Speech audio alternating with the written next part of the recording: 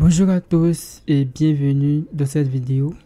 Aujourd'hui, nous allons voir comment créer un serveur local sur sa machine.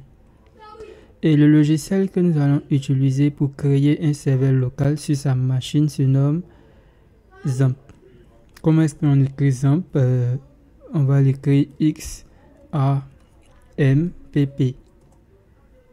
XAMPP est un ensemble de logiciels permettant de mettre en place un serveur web local, un serveur FTP et un serveur de messagerie électronique.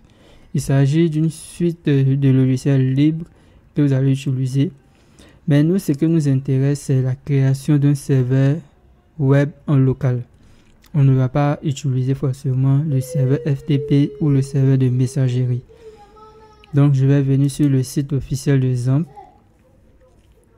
Donc, le site officiel de XAMPP, c'est apachefriends.org. Donc, logiquement, on va venir sur Downloads. Bon, on est déjà sur Downloads. Il existe 3 versions de XAMPP. On a une version pour Windows, une version pour Linux et une version pour Mac. Et lorsque vous vous présentez sur le site, nous sommes sur Windows, donc on va prendre la dernière version en ce moment. La dernière version se trouve juste en bas. Vous voyez qu'on a la version 8.0, 8.1, 8.2. Voilà, c'est la version de PHP qui est affichée juste ici. Donc si vous voulez utiliser la version de 8.0 de PHP, vous pourrez prendre ça. Si vous voulez la version 8.1, vous allez prendre ça. Et si vous voulez la version 8.2, vous allez prendre ça. Donc, je vais simplement cliquer pour télécharger. Là, je vais patienter. Si le téléchargement ne démarre pas automatiquement, on va cliquer ici. Voilà, le téléchargement se démarre. Je vais l'enregistrer dans le dossier téléchargement. Voilà, je vais patienter le temps que le téléchargement se termine. Ok, maintenant que nous avons terminé le téléchargement, je vais cliquer dessus pour lancer le fichier d'installation. Donc je clique sur exécuter.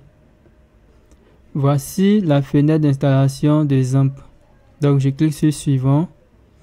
Et voici la liste des logiciels que XAMPP va nous permettre d'installer. On a MySQL qui va nous permettre de créer la base de données. On a FileZilla qui va nous permettre de représenter notre serveur FTP.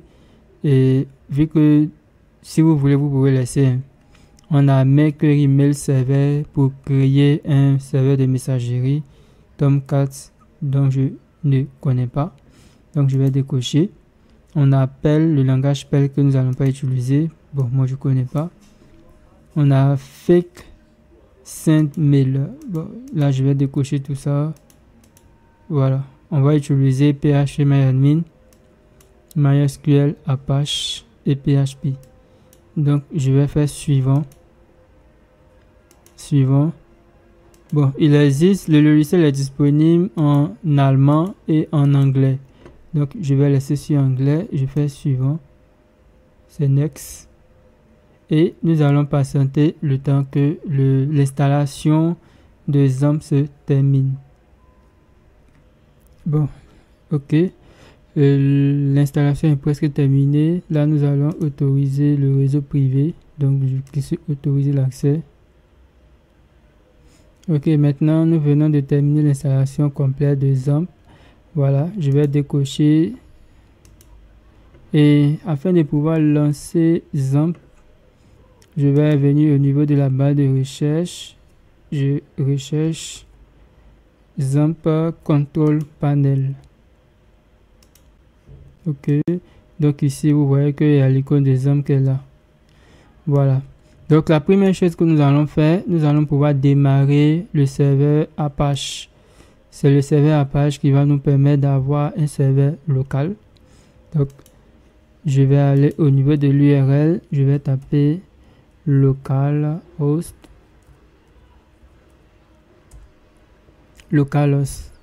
Voilà, donc lorsque je tape localhost, vous avez un tableau de bord qui s'affiche correctement. Voilà, Ok, donc je vais vous montrer où se trouve la page du dashboard. Donc je vais dans ce PC, dislocal, XAMPP. Au niveau du dossier htdocs, donc on a le fichier index.php qui pointe que dans le dossier dashboard. Voici le dossier dashboard juste ici. Voilà. Ok. Donc on va essayer de créer un autre fichier. Vous allez voir au niveau de htdocs. Je vais créer un autre dossier.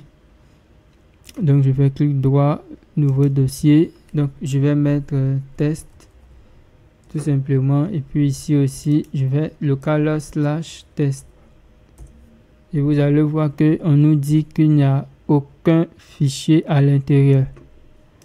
Vu qu'il n'y a aucun fichier à l'intérieur, je vais créer un fichier. Donc je crée document texte que je vais appeler page.html.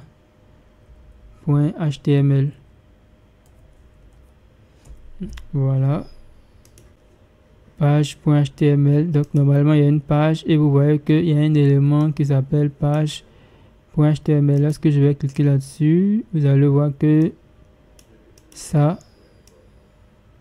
n'affiche rien parce qu'il n'y a rien. Vu qu'il n'y a pas de fichier, maintenant ce fichier là, je vais essayer de le renommer index.html et vous allez voir que il va afficher automatiquement la page. Pourquoi? Parce que j'ai créé un fichier index.html. Et le fichier index.html que vous voyez, c'est une page vide.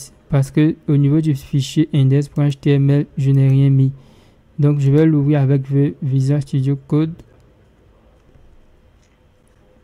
Je vais l'ouvrir avec Visual Studio Code. J'autorise. Voilà. Et je vais mettre la balise minimale en HTML5. Ici, on va mettre comme title test. Et puis, je vais mettre une balise H1. Voilà. Donc, la balise H1, je vais mettre test.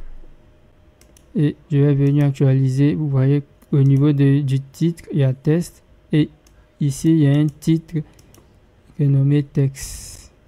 Je vais mettre un paragraphe. Et au niveau du paragraphe, je mets le rem, un texte de remplissage. Voilà.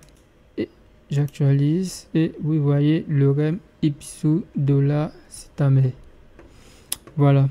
Maintenant, au niveau de XAMPP, on a aussi MySQL qu'on peut démarrer si on le veut bien. Par contre, si je démarre MySQL, bon, je vais autoriser l'accès aussi à MySQL. Si je démarre MySQL et que je stoppe le serveur Apache, vous allez voir que on ne pourra pas aller sur phpMyAdmin. phpMyAdmin.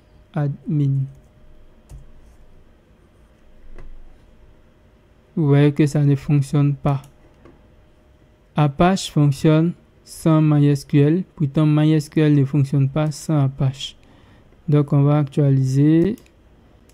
Voilà, et vous voyez que on a MySQL qui fonctionne. MySQL est lié au serveur Apache, donc si vous n'avez pas installé Apache, ça ne va pas fonctionner. Donc c'est ici que nous allons créer nos bases de données. Lorsqu'on va vouloir créer notre site internet en local, nous allons venir toujours sur localhost/phpMyAdmin. Ou bien je peux directement aller sur localhost et je vais venir cliquer ici sur phpMyAdmin et ça va aller directement sur phpMyAdmin pour moi. Mais pour que phpMyAdmin soit disponible, il faudrait démarrer Apache, démarrer MySQL. Maintenant, si vous avez fini, vous allez stopper le serveur, cliquez sur le bouton Quit. Voilà, et vous pouvez tout fermer. Donc, merci quand même d'avoir suivi cette petite vidéo sur la création d'un serveur web en local et la création aussi d'un serveur de base de données. Bon, pour le moment, on n'a pas vu comment créer une base de données et travailler en faisant des requêtes dessus. Mais c'était juste pour vous montrer déjà ce que XAMPP vous permet de faire. Donc, à bientôt pour une prochaine vidéo.